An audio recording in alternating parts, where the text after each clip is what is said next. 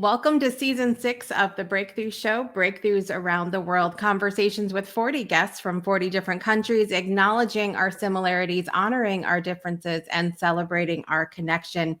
I'm your host, Jessica Dugas, and I'm really excited to be here with you for another episode today because I feel like we get to virtually go on safari today, which I'm really excited about. For season 6, episode 23, I'm thrilled to introduce a couple to you for the first time this season. Our guests have devoted their every day to guiding tourists to experience the beauty of the land and the wildlife in Africa. Representing the country of Tanzania, please welcome Noelle Herzog and Andrew Molinaro to the show.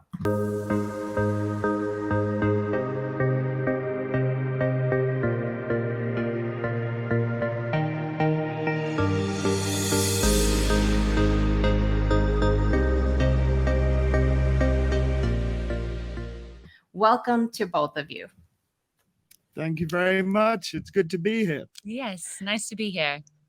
Very excited about this. I love animals. I shared with you, Noelle, when we talked a few weeks ago, and I'm just so excited to learn about what you guys do, and of course, learn about the beauty of Tanzania. So that's where we'll start today. What do you each love the most about the country of Tanzania?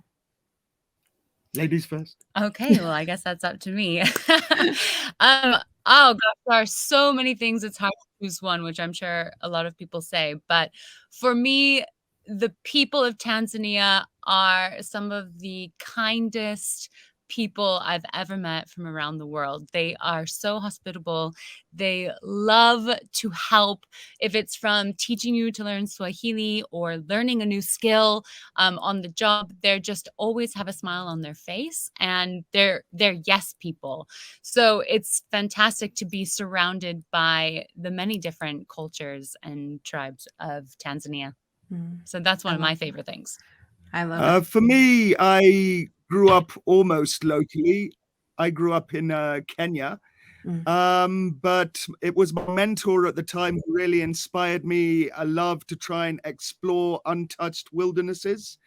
And that's what brought me to Tanzania. It's almost twice the size of Kenya with the same population and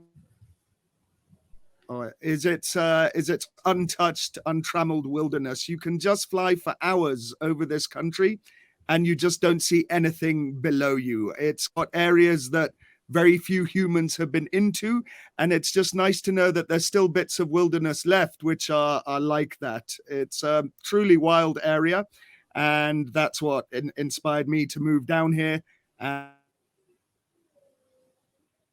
24% of the land area of this country is conserved. It's either national park or game reserve, and that's the highest of any other country by a long way.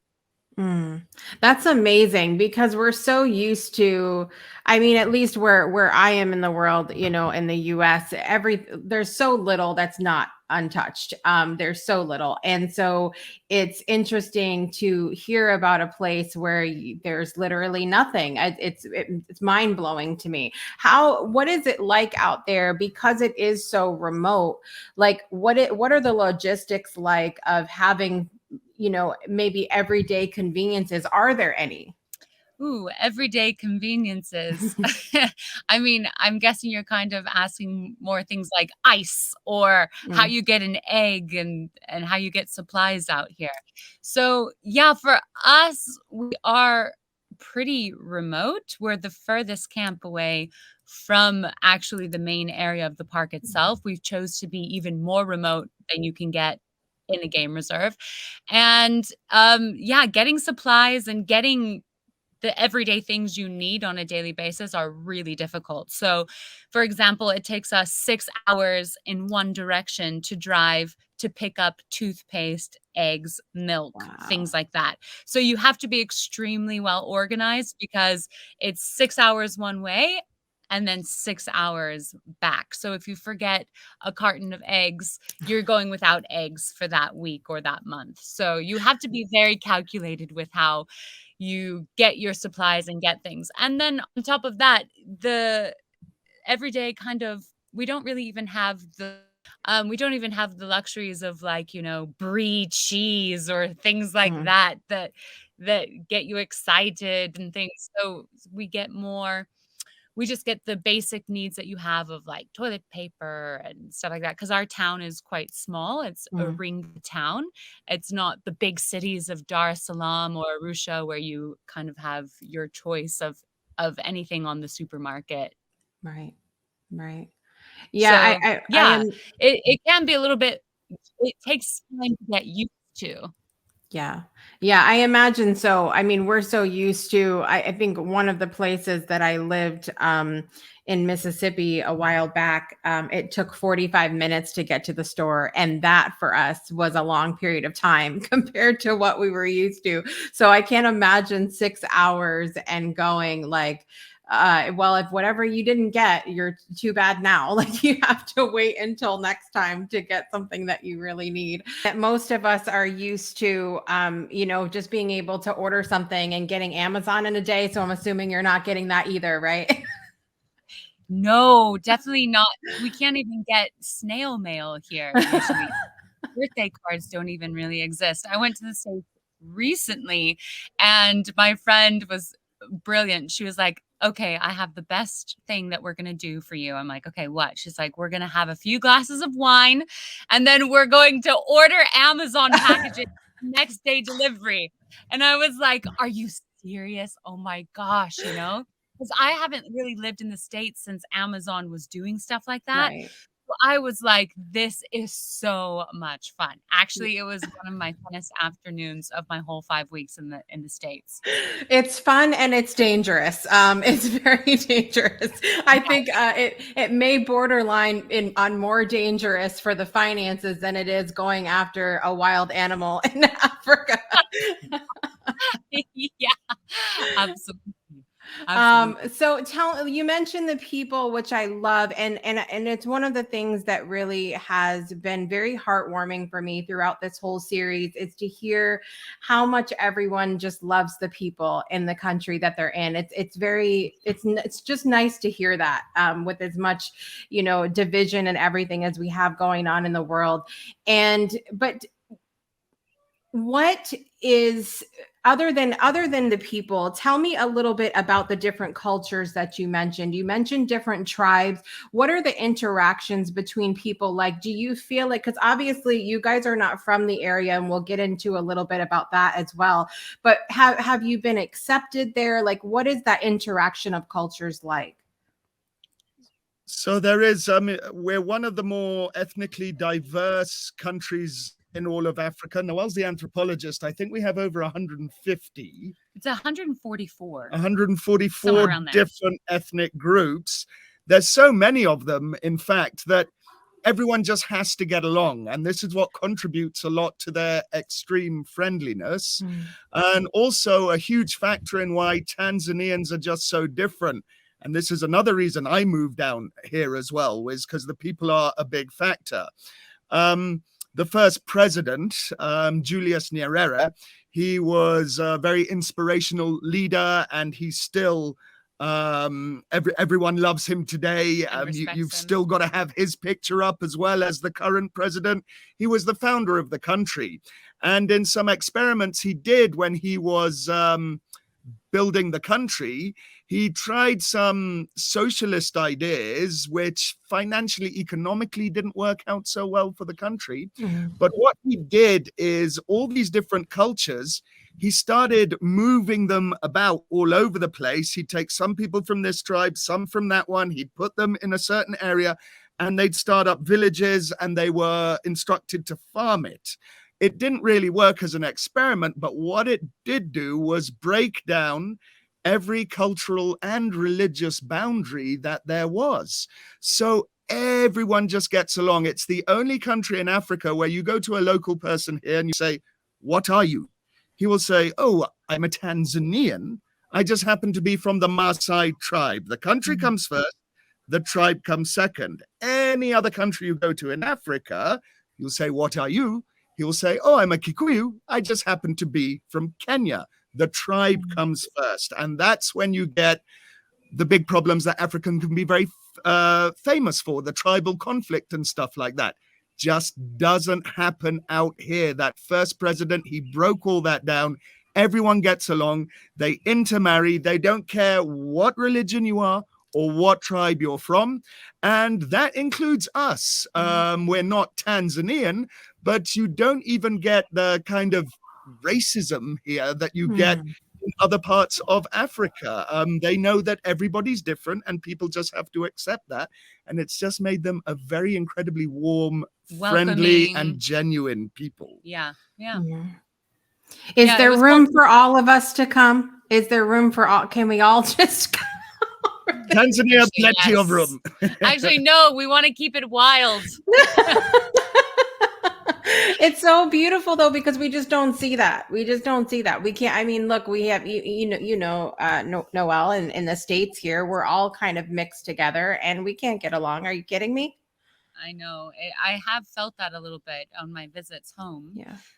But it is so nice. It is so peaceful. I mean, I think that is one of the most famous things that people feel when they come. It's a very common sense of feeling when you arrive. You always go, wow, it's just so peaceful here. If you're in the wilderness, or if you're talking to someone even in a city, it just feels unified. Yeah. Is there anything other than the remoteness of the country and the wildlife that Tanzania is known for? Like, is there any specific food or clothing or, anything like that you can think of that sticks out? There is actually a type of artwork here called tinga tinga, which is very, very kind of iconic of Tanzanian art. And it's painted with little dots. So they make kind of these, it's not really a mural, but these paintings by using these little dots everywhere. So that's one thing. Food, not, I mean, we have Zanzibar. We have Zanzibar. So of course that's the famous Spice Islands. So cuisine gets very interesting when you get closer to Zanzibar. Where we are here, however, we're miles away from the coast, so you never got that Arab influence or Asian Indian influence, which has been happening to the East African coast for a couple of 100 years. It didn't filter very far inland, so inland, it's just starchy staples, fill your stomach up, survive kind of thing. They didn't experiment too much with their cuisine inland, but if you go coastal, very much so. Coconut, spices, excellent seafood. Yeah, it's good. Amazing. Breakthroughs are about more than you might think. They're about discovering who you are, digging deep, reaching to the core of your soul. They're about healing yourself, understanding your beliefs, creating a ripple effect. And it's not just those initial moments that matter.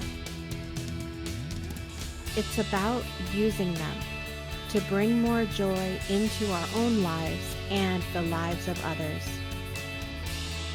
It's about having fun, letting loose, enjoying every moment life has to offer. It's about finding a safe space. It's about creating connection.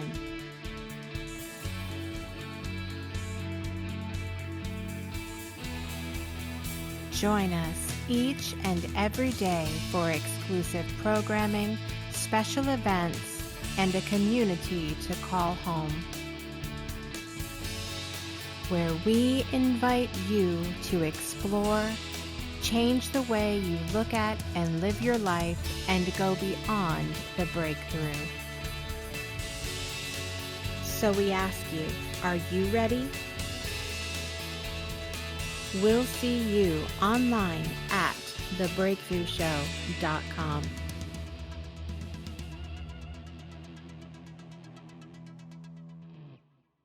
Well, I'm excited to get into a little bit of both of your stories, because obviously we mentioned you're not from Tanzania, but you've made it your home.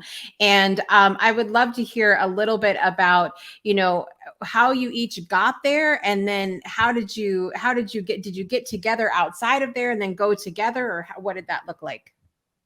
Yeah, so I was born and raised in California, and I only came out 15 years ago to Tanzania to study anthropology for one of my semesters abroad.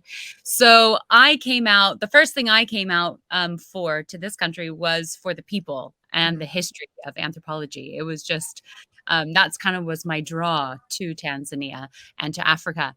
And then I got a tiny little taste on that semester abroad of safari. And I absolutely fell in love. It was this perfect combination of adventure and meeting people from all around the world and being able to connect with the Tanzanians themselves, with the staff that you work with and everything. So I was just like, this sounds like the best job on the planet. And so I was like, well, I'm just graduating university. I'll go back, graduate. And then 3 months later, after leaving, I was on a plane back to Tanzania to work for a safari camp in Ruaha National Park. So this has been my first ever career move, was a safari camp manager 15 years ago. And then from there, it kind of, I always thought it would only be a 2-year gig. And then I just kept loving it and extending it and extending it. And then eventually, I'm sure Molly will tell his story of how he got to Tanzania, but we ended up meeting each other at one of the camps in Ruaha that I was brought in to help manage as well. And so we were working together first, and then, just your typical office romance, I guess, with a few wild animals thrown in and things like that. But yeah, that's kind of how I came to Tanzania, and I've just never been able to leave. And then 10 years ago, this is our 10th year, starting our own company called Kichaka Expeditions that specialize in walking. And then 10 years ago, we started our own company. And so now we've really set our roots down. And it's definitely home for us. So that's kind of my little background story of how Love I it. For me, I was born in the UK, and a couple of months after I was born, my parents got just a 2-year contract as expatriates to go and start a casino. My father was a casino man in Nairobi, Kenya. So he asked my mother if she fancied, 2 years abroad. She said yes, and they never left. My father's now a Kenyan national. He's got a Kenyan passport. He's got his own business. Fortunately, I did most of my growing up, therefore, in Kenya. And so from a young age, I was highly connected to wildlife. There was a national park right where we had our house, where we used to live. So I'd constantly, after school, I'd sneak through the fence and try to catch snakes or track rhinos. That's how I developed my passion for the bush. My parents never really got into it so much. Neither did my brother and sister. They're quite a bit older than me, so they did a fair bit of their growing up in the UK. But I got it at a young age and did all my schooling in Kenya. University, I had to go back to UK. And while I was doing research in my zoology degree, I managed to get sent back to Kenya for that, where I did a research project on mongooses. While I was there, I bumped into this old man. I didn't know how famous he was at the time, but it turned out he was very well known in conservation and wildlife circles. He would have been in his very late 70s, early 80s when I met him. This would have been about 25 years ago. And he was quite elderly, so he'd get very tired on an afternoon. So I started this friendship and I said, look, I know a bit about the bush. I'll help drive your guests. He had a very small tented camp there. I'll drive your guests around in the afternoon while you rest. And in return, you let me live in this little camp to base my mongoose research out of. And this started up this relationship with this old man. And he had a very interesting life. So basically, he started one of the first conservation areas in Tanzania, or Tanganyika as it was then. That was the Selous Game Reserve. He did it all on foot. And when he did the boundaries and everything, it was all done on foot. He'd spend like 3 years without seeing another person, living rough, living wild, shooting for the pot, essentially. That reserve today is now the size of Belgium. It's 55,000 square kilometers. Wow. He then even progressed higher. He ended up being the head warden of all Tanzanian national parks. But then he got very old and he retired kind of and moved to Kenya. And the only thing he could do was to start a very small tented camp because the bush was all that he knew. And that's when I bumped into him, and he was just my inspiration. He gave me a deep need for wilderness, for being away from the crowds, which was where I was in the Masai Mara of Kenya, another famous place which has the migration. All the documentaries you see are filmed there of these wildebeest jumping over rivers, getting snacked on by crocodiles. But it was just Kenya was going a little bit commercialized. This fellow, he just never shut up about Tanzania, and in particular about the Selous Game Reserve itself. When he moved on, I wasn't happy with the way Kenya was going. I thought, just for this old fella, I got to get down and see Tanzania. So I applied for a job and he also inspired me to do walking as well. 95% of the people, it's all game drives. You're in a Jeep driving around. But for me, that's not such a realistic way to look at the bush. You're a bit detached. You're an observer looking in. You're not on the same playing field as the animals. So they weren't doing much of that in Kenya. So I got a job in the Selous Game Reserve to start up their walking product there, to start the walking safaris, camping where you sleep out under stars. So I did that for a couple of years. Then I got transferred from that park to the Ruaha National Park, where we are today. And the camp I was sent to again deal with their walking product there. At some point, a couple of years in, this lovely Californian was sent in to help me run it. And that was Noelle. And the rest was kind of history. And as she said, we then we wanted to branch out by ourselves because we had our own ideas about doing safari and things. And we started Kichaka Expeditions 10 years ago. Yeah. It is becoming Yeah. I'm just thinking if I don't eventually see a movie about this, I'm going to be highly disappointed. Just very disappointed. I think it would be amazing. Yeah, well, there's been a lot of movies about people's lives who've moved to Africa, hasn't there? Out of Africa, Born Free. Yeah, you never know. Stay tuned, maybe. Yeah, not your story, though. We want to hear your story. We want to see that on the big screen. That's why we're here with you. We're telling everyone here. I know. You never know what's going to happen. I love it, though. Was it a culture shock for either one of you? The stuff that we were talking about before about the remoteness and some of the different things that you experienced there, was it at ever point a culture shock for either of you, or did you kind of just feel like at home immediately?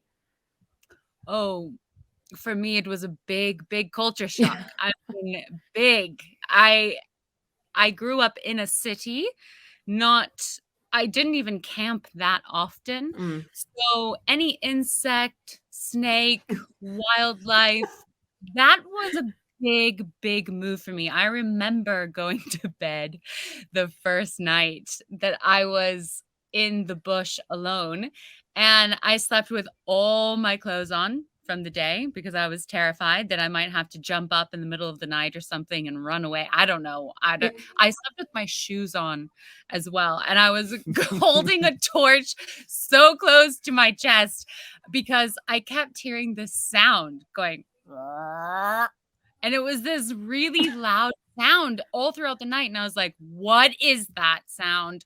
I don't know what this is. I'm going to have to bat something away. I have no idea what's trying to get into my room or what's in my room trying to get out.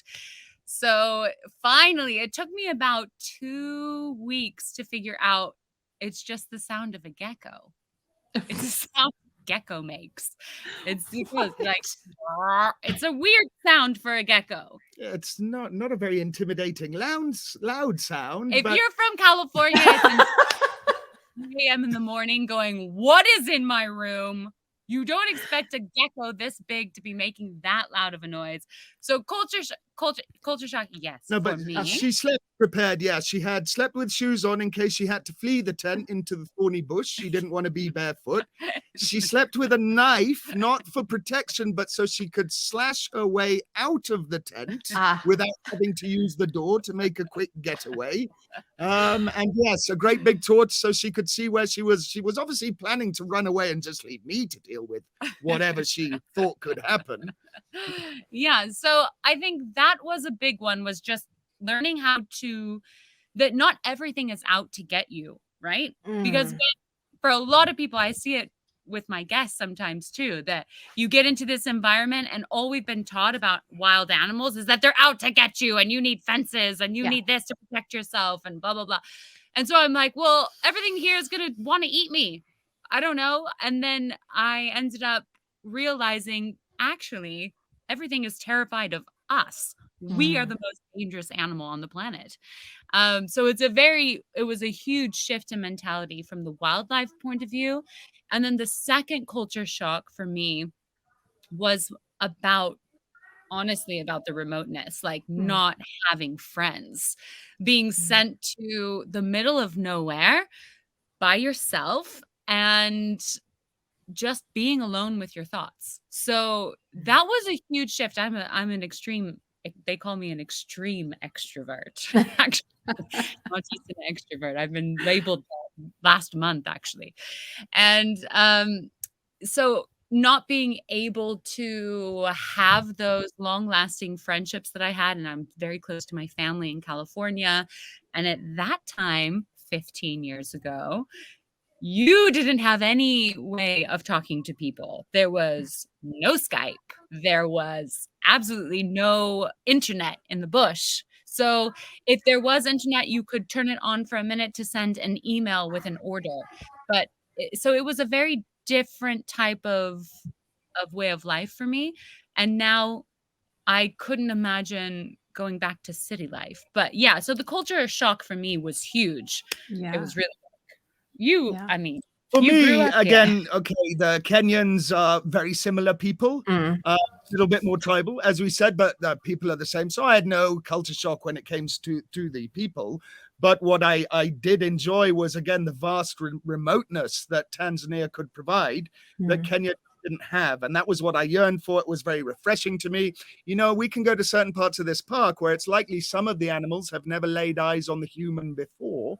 And they don't even freak out because they don't even really know what we are. And you just don't get that anywhere else. So I found this is the final frontier. If we ever decided to leave here, there would be literally nowhere else we could go because there is nowhere else that's wilder or more remote. Thankfully, we found it pretty early on, but this is what revitalizes me and gives me my passion for my everyday life. So not so much culture shock, but wilderness shock. Wilderness shock. Yeah, I finally found my paradise. But that's not really shock. As like almost finding your gem. Like I don't know if like I would say a culture shock for you, because it was more like he probably never even thought that existed in the world. No, I didn't. So it was a shock. Yes. Yeah. Yeah. It seems like finding a treasure, like finding something that's been in your heart, and now here it is, and we can't always actualize that until we get there, and then we're like, oh, that's. I mean, I'm sure it was an amazing experience, and I have to laugh about the culture shock with the animals because. We've had a guest on from Kenya. We've had a guest on from Ghana. We've had a couple guests on from New Zealand and Australia. And we think, I don't know what your experience was growing up in America, Noelle, but most of us here think that, the lions are just, I'm concerned for you at this moment that at any second, a lion will come in the door and just eat you. Yes. Yes, we are taught in America that is the way. When we look at zoos, everything has to be electric fences and keep, which is true because they're not in their wild habitat. Right. States, but here it's very, very different. And I never really grew up going to any of the places that had like wild bears around or anything. So, like there are a lot of places in the States that live with wild animals, and they know. that they're not out to get you. But if you're not from that environment, then it is kind of what you're taught. Like, things are dangerous. Animals are dangerous. Animals are dangerous. So, And yeah. again, fear is simply a lack of knowledge. The more you learn, the less fearful you get. So especially with Noelle, Yeah. the minute she learned, oh, that's just a gecko. He can't leap off the column and bite me in the neck. And Right. lions don't consider us as natural prey. They're much happier chasing their zebra, wildebeest. Remember, humans, to them, they're just bad news. We have been hunting them on foot for well over 1 million years. It is in their interests to avoid us. So don't surprise them. Don't happen upon them. You still have to be very aware. Don't go into thick bush where you can stumble upon something, because when it sees or feels a human entering its personal space, it's going to feel threatened. And with most of these creatures, their best defense is actually to attack you. So there's certain rules and guidelines to living safely in the bush. Stick to the open. If you see the danger can see you. A lion's not going to run at you from 200 meters away to defend itself. It's going to sneak off and hide in the bushes. So there are certain rules and regulations to how you go about living in the bush. But once you've got them and you have the knowledge of them, the bush is actually a very safe place. And you get streetwise, you get bushwise. If you put me in the bad parts of London, I would be beaten up, lost, and mugged within 10 minutes. I do not have street smarts. It's a completely different type of sense. However, I know the bush, and this is where I feel comfortable. So I consider what we do much safer than living in a dodgy part of London. But people who have those street smarts, they'll be on the other side of the fence. They'll see it the different way. They'll be terrified of everything out here, but quite comfortable in a dodgy area of London because they know the street smarts and the little rules and regulations that apply to their area. Don't do this, don't do that. You'll be quite safe. Right. I love how you break that down for us, because in comparing it to that street smarts kind of thing, because I think that's the case with anywhere, but we are conditioned, I think, to believe that, oh, that's just completely unsafe. It could never work. And so I won't even look at it, kind of thing. I want to ask you about the respect for animals and wildlife there. So I will preface this by saying that we became vegan as a family back in 2017. It was started out as a health thing, and then I always liked animals, but it wasn't like I felt really connected to them until later on. That came later for me. But we're also a very different family where this is like our thing, and we don't go like do the pushing and for other people to do that. But one of the things that I've noticed that really breaks my heart is a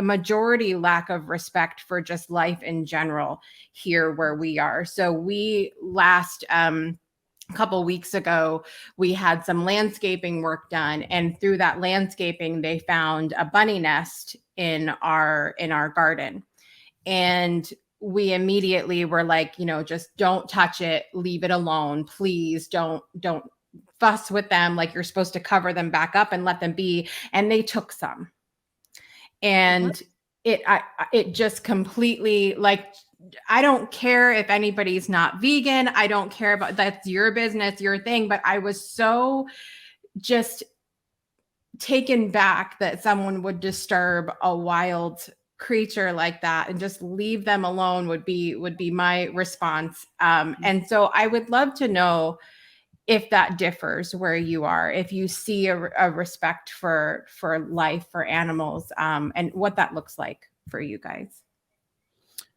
Are you talking about us personally or Tanzanians in general? Well, I mean, I would ask both. Like I know that obviously the work that you do as a zoologist, you have a level of respect for I would assume that you have a level of respect for animal life there. But what does that look like as a whole? Because I know we see in other places in Africa that there aren't as many, from what I understand, there aren't as many like laws or things in place as far as the protection of animals is concerned. I guess a lot of it depends on your income bracket as well. You see, your average Tanzanian who lives in the extremities of the wilderness to where you get civilization again, they will be quite anti-wildlife because they're trying to make a living generally 95% of the time from farming. And so all they know is that elephants come and eat their crops and lions come and eat their cows. So yes, you have huge conflict in areas like that.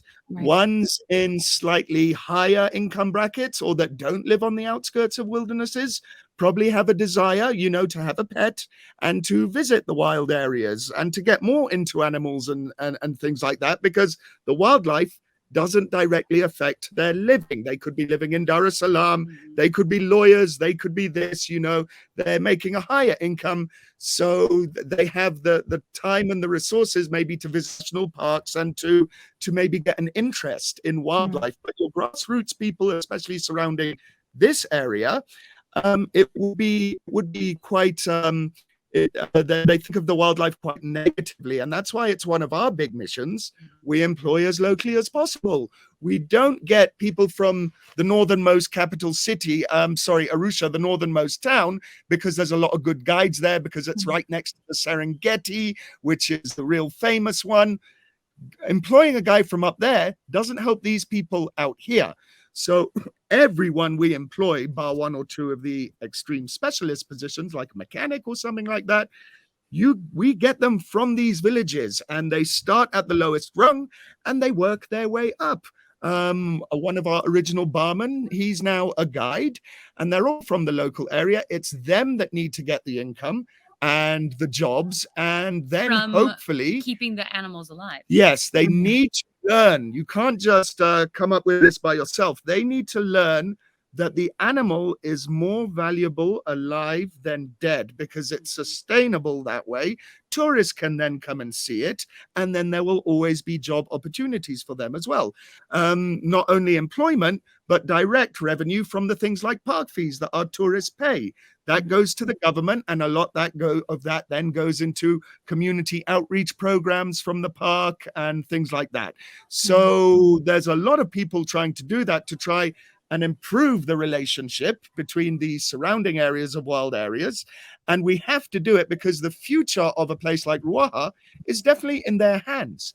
But if they can get a job, if they can get a bit of money out of this wildlife, they are the ones less likely to grow up to be poachers who then illegally come into the park, bushmeat, fish, elephant tusk, all that kind of thing. So it's very much an economy thing as to what your impression of the wildlife will be. And if it directly negatively affects you, you're going to try and negatively affect it back, because there's conflict there. And yes, a lot of Africa, as human populations are expanding, the wildernesses are getting smaller, and what we have left for the animals is relatively little compared to what it was. So it has to be sustainable. It has to be here for the long run. And we need to put in systems that deliver these guys money so that they get something out of it economically. And then you'll see attitudes will start changing. Yeah, it's so important. It's so important. Well, tell me a little bit about the work that you guys do specifically, and also what it looks like to combine. You have Noelle, you have your degree in anthropology and then zoology for you as well. So what does that look like coming together, and what do you guys do together there? It's quite amazing, because there's two types of couples that run these safari camps. There's the ones that fall in love first and then try their hand at this managing a safari lodge together, having never worked together before, and things like that. And then there is the other couple that is like Molly and I, who have worked together first and then have fallen in love. So it's actually quite amazing, because I have never met another person that has all the qualities that I need to assist me. Like, we both excel in totally different ways, which is amazing, because we're both extremely competitive. So we cannot be competitive about the same thing. Like, there was a small amount of time where I was like, maybe I should be a walking guide too, And then I was like, what am I doing? I can't compete with Molly. Like, he is the best at what he does. and I'm the best at what I do from behind the scenes and, with the people and the organization and the vision part and all that kind of stuff. So actually, we worked together so well in our first job that we even said to each other, "I can't imagine continuing this life without you. Like, I don't know how anyone could ever replace. I would never trust anyone the same as I trust Molly. He's the hardest worker I've ever met in my entire life. He gives everything he has and is also the most passionate person about preserving wildernesses. So it's quite amazing. We actually are this incredible team, and then as a bonus, we fell in love, and now we have a son, and we're a little family. So it's incredible how the world works and how we found each other in the middle of nowhere. It's kind of crazy. Yeah. Yeah. But you're very right. Yeah, we both have strengths and weaknesses. The important thing is to understand those. And don't compete with each other with the strengths. We tried to travel once. We're both Capricorns. So oh, goodness gracious. Everything by a pink and a blue job. So I don't even think about commenting on the pink jobs. Those are Noelle's. Yeah. And she doesn't mess with the blue jobs either. Those are mine. And then we have some gray jobs, which we both help out at, but that's probably because neither of us are very good at those ones. And so we need each other. Yeah. So it's good. As long as some people, like those other couples, we've seen them come and go a million times, who are a couple first and then try and run a safari lodge. And, Molly and I spend 24 hours a day together. Everything is meshed into one. Our personal life, our work life, our holidays, There's everything. No separation. There's no separation. But I couldn't imagine life. I can't imagine life with a partner who goes away from 8 till 5, and then you have 3 hours together and you're tired at the end of the day. Like, there are positives and negatives about both, but for me, this lifestyle is by far preferable. Like, I love having to ask about his day because I know how it went already. You were part of it every step. So yeah. It's so beautiful. And we kind of went the have flip-flopped here. So my husband was actually working out of town. He was only home like 2 days a week for a little while. And then right before Christmas, got laid off of work. And now he works at home. And so now we've gone from like being gone 5 days a week to now, this is the longest we've been together since we've been married. Like, this has never happened. And we're kind of, we homeschool as well. So we're all together as a unit all the time, minus the wildlife. And so we have a bunny, but that's about it. Yeah. Absolutely. It's very similar. Yeah. So it's a different, I mean, it speaks to, I think, your compatibility as a couple, the fact that you're able to kind of, I'm sure, compartmentalize the way you do, having a relationship, having a business, now being parents. I want to ask you guys, could you imagine, like, what has it been like so far having your baby there in that part of the world? And do you think that their lives will be like, could you imagine raising them anywhere else? I think it took us a long time to decide if we wanted children or not. I'm 37 and Huxley has just turned 1. So there's a big safety concern raising a child in the bush. Again, a fully adult human who can understand these rules and regulations I was telling you about shouldn't have much problem. But a young little child, number one, is a target. For example, leopards, not a dangerous creature for an adult human, but these animals have evolved to take advantage. They are opportunistic. So when they hunt, for example, they will go for, if they can, a baby if it's available, or elderly, or something sick. That's the first option they look for. So having a little human child, that little scream of a baby, it's like nectar to something like a leopard prowling around at night. And they will try to actively enter structures and things like that to get at that, because that's a child of their biggest enemy in distress. They love that sound. So we knew very early on that having a child, there was big safety concerns. And And implementing those safety mitigation measures, let's say, was going to bring about huge lifestyle changes for us. And that's just something we didn't want. We just loved the bush too much, and we knew a child was gonna mess with that. Well, we have to explain that before this year, we were always a mobile camp. So the only structures that we had were out of canvas. Little pup tents. So that's different. So now this year we've opened our new product, which is called Zambua, and it's a permanent tented camp that has structures made out of concrete and things like that. So Huxley and I will go into a structure for the night while we're sleeping during the evening, while just in case he's teething or something and he wakes up screaming at the top of his lungs and I can't console him, then we're safe in that structure. So yeah, before we weren't like, okay, we definitely don't want children, or okay, we absolutely want children. It just kind of, and then COVID happened. We weren't able to, because we couldn't put the safety procedures in place.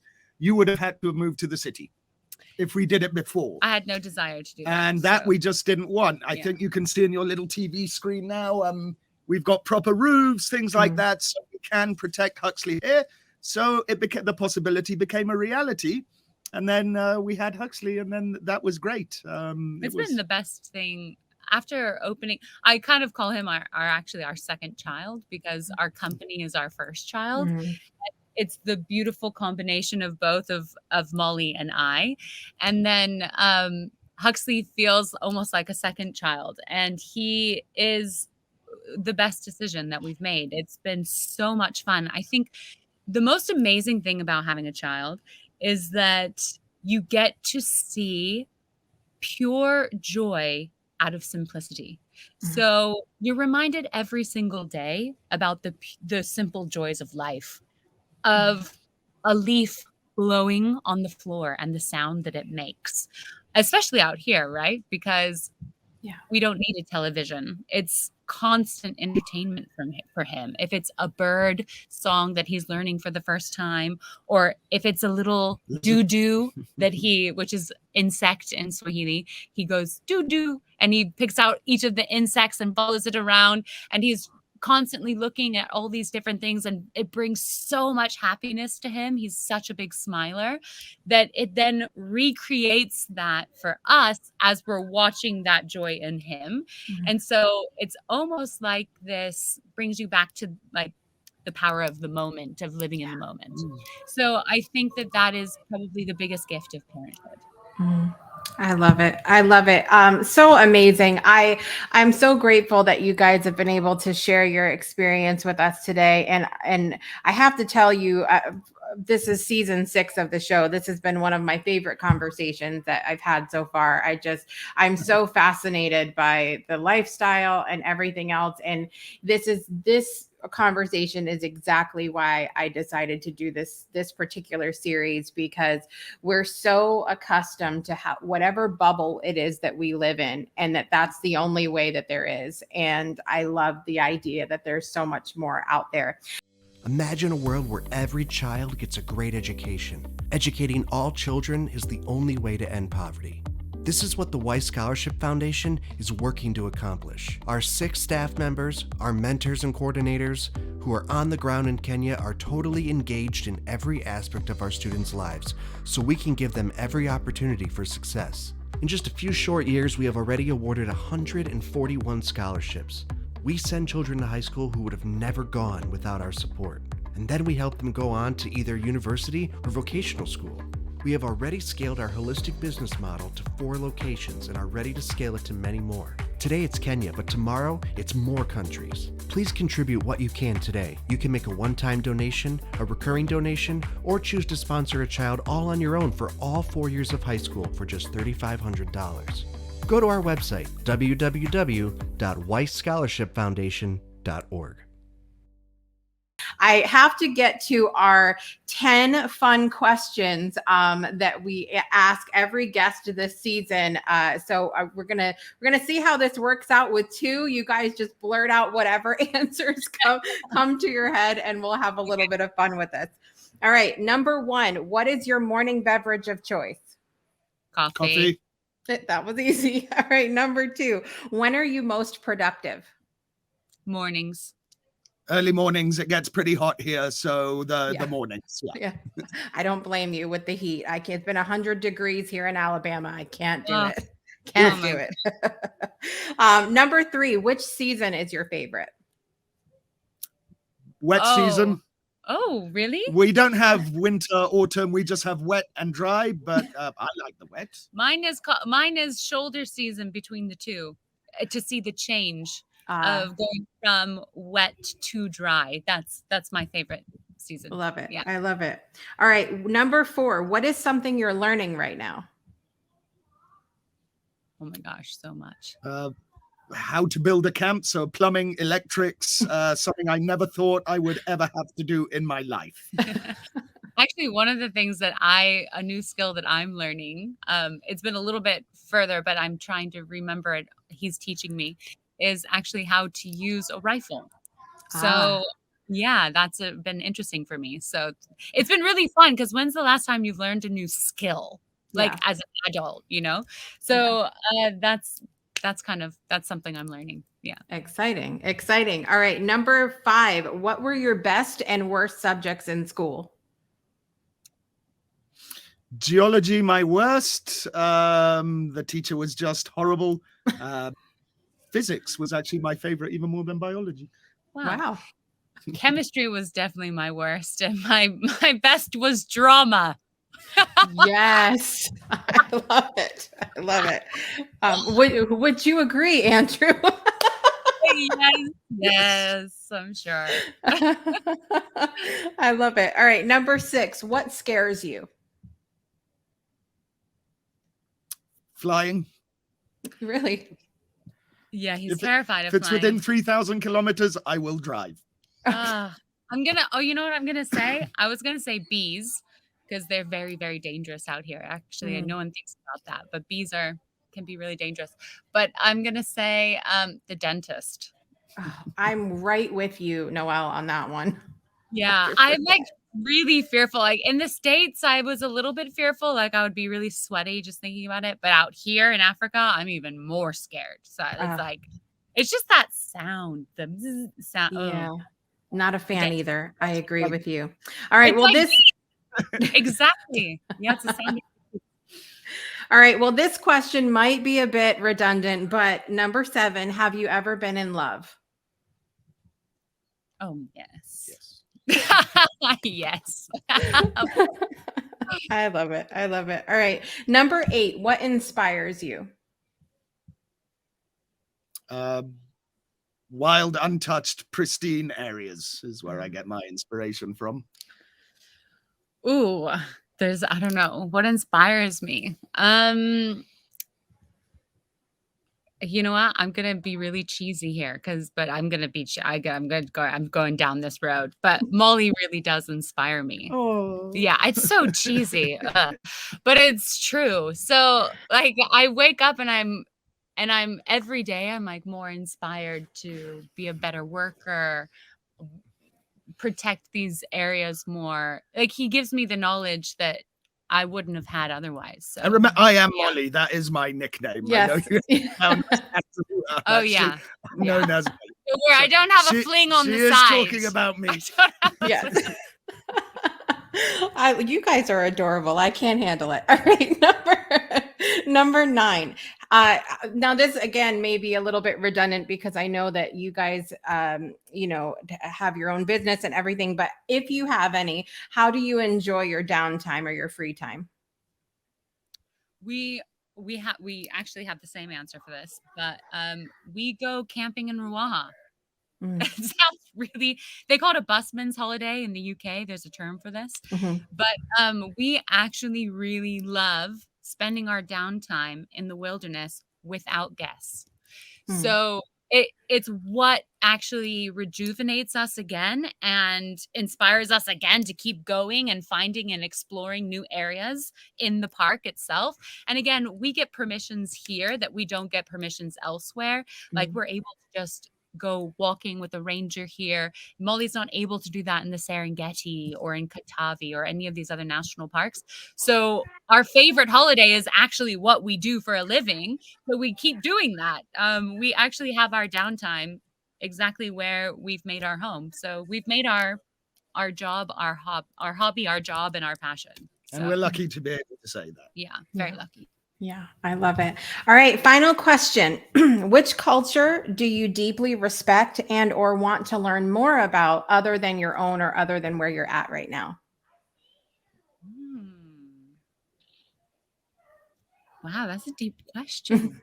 You have to really think. I mean, you want to give a good answer too. I might have to come call you back in 20 minutes. Culture. Wow. Do you want to go first? You first. There's so many. Yeah. Oh my gosh, I'm having a hard one. This is the hardest one for me. I'm thinking of all the countries in the world, all the places we've visited. Do you have an answer yet? Well, again, just because it is different, I have deep respect and interest in all cultures. I mean, I'd love to go to Japan. I find the Japanese culture incredibly interesting, but I couldn't think of a culture that I wouldn't want to go visit. Yeah. I just variety. I'd like to see and get to know them all. Yeah. That's a perfect acceptable answer, by the way. I guess that's what's hard about answering. You're like, well, Yeah. There's not a culture I wouldn't want to see. We've met people from so many different parts of the world that every single one intrigues us. And so it's like we're always talking about how people live and the way they see the way they see things. And so we get very excited when we get a very rare culture coming to visit us. Once had a guest, because we get all walks of life, from Liechtenstein. We didn't know much about that place before, remember? I didn't even know it existed. He was very proud. Liechtensteinian? I don't even know. So we would just constantly ask him a question about his dress, his food, what he does, and this, and he was happy to answer because he was so proud of his culture. Actually, that's a culture I'd like to go and learn more about. That and Malta, because when have you met someone from Malta? Like, I've met people from all over the world for the last 15 years, and I've met one guy from Malta, and we were like, so does the Maltese poodle come from you? Actually, are they from Malta? Like, actually, I know absolutely nothing about them. So maybe I'd love to go and explore Malta. Oh, and then I'd have to say, if I did have to pick one, the Bushman tribe of the Kalahari. Yeah, they are the ultimate hunter-gatherers. To be able to go and spend a couple of weeks with them to see how they live their lives would be a deep honor for me. Amazing. Well, I mean, look, those are good answers. I'll tell you, there have been very few people this season who've been able to narrow it down to just one. So you're in good company as far as that's concerned. Yeah, that's a hard one. That's a hard one. It is for me too. Well, you got through it and that worked out better than I hoped it would, at least for our having two people answer those questions. So thank you for that. I have your Facebook page below, also in the description of the video and on the screen. What can people find when they go there? They can find all about our company, who we are, the history of who we are. They can also find out the different types of accommodation that we offer here, all about our walking safaris as well in Ruaha. They can find more about Ruaha National Park itself. We have a whole page dedicated to where is Ruaha. Most people don't even know where that is. Most people only know about Kilimanjaro and Serengeti and things like that. So go to our website, click on the Ruaha page and explore a little bit about where we live and why it's important, because it's an extremely important ecosystem to protect and preserve. And come visit us. Yeah, that would be amazing. That would be amazing. I mean, I looked a little bit at some of the pictures, like you're eating a meal and there's elephants and you're taking a bath and it's this I'm like, I need a bathtub like that. That's what I need in my life. No, actually, we measured it. How we measured our bathtub is we both laid down next to each other and measured that in width and length. Because the whole point of a bath is that you could have two people in one bathtub, you know? You always get these tiny little bathtubs. I know. So it's a bathtub made for two people. So it's my proudest actually little part of my camp. I take a bath. You picked the right feature there. Yeah, that's my favorite little thing. That was my contribution. So I will tell you, it is a huge selling point because even when we bought the house that we're now selling, the little bathroom that we got with our bedroom was like I can't even as one person get my whole body into it. So I'm like, I can't, it's horrible. And how amazing, like you asked about what do you do to unwind? Actually, there you go. That is absolutely what I do. I like pour a hot bath and it's just me time. Oh, it's amazing. I Glass love of wine, watch the sunset. Perfect. Pretty fabulous. Yeah. Amazing. Well, this has been one of my favorite conversations. You guys are both amazing. And I hope that everyone has an opportunity to at least, at minimum, we want you to go visit them out there and go on safari, but at minimum, go check out, I saw a striped hyena. It looks like a hyena had a relationship with a zebra. Like, I don't understand what's happening in my It's an amazing. Can you believe that's, I think, our most popular post on Facebook by a long way. Yeah. Ever that creature. People love that's that how animal. rare. That's how rare it is to see that creature. And he lives just outside of our camp here, so you have a Yeah. small chance if you come to actually see one. Small. Okay, so let me ask you a final question then. Is there anything that because I'm sitting here where Noelle was when she first came out there, like, I'm terrified right now. Like, do I have anything honestly to be fearful of, or are you the protector of all when we get there? Yes, we'll take pretty good care of you there. We have security all hours of the night. You have armed guards as you walk through in the day on your walking safaris. But again, it's having the knowledge. And as long as you have people with the knowledge, those rifles are kind of superfluous. They're not actually necessary.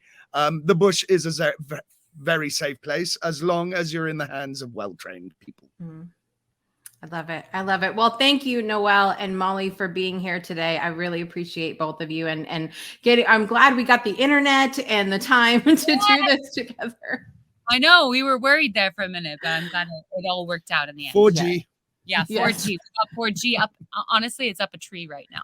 I'm not joking. Yeah, the phone is up a tree with a personal hotspot here, so it's working. We're happy. Yeah. Amazing. Thank you guys so much for being here today. I really appreciate you both.